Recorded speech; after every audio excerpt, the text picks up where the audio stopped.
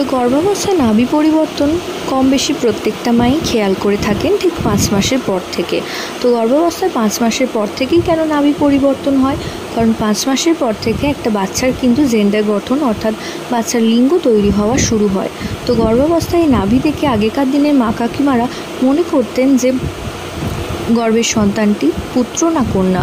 তো সেই বিষয়ে আজকের আলোচনার সাথে থাকতে হলে অবশ্যই চ্যানেলটিকে সাবস্ক্রাইব করে রাখতে হবে এবং পাশে থাকা যে বেল আইকন রয়েছে সেটাকেও প্রেস করে রাখতে হবে, কারণ এই চ্যানেলে প্রেগনেন্সি রিলেটেড নানান ভিডিও কিন্তু আপলোড করা হয়ে থাকে।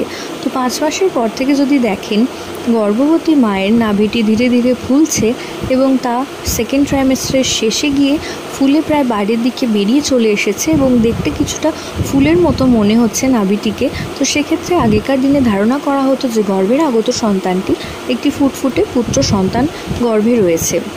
তো এর সাথে বিজ্ঞানের কোনো লিঙ্ক আপ নেই, এটা শুধুমাত্র আগেকার দিনে মা কাকিমাদের প্রচলিত ধ্যান ধারণা থেকে তৈরি একটি উক্তি মাত্র।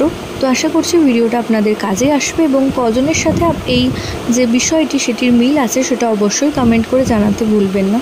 প্রত্যেকে ভালো থাকুন, সুস্থ থাকুন, সাবধানে থাকুন এই কামনা করে ভিডিও এখানেই শেষ করছি। নমস্কার।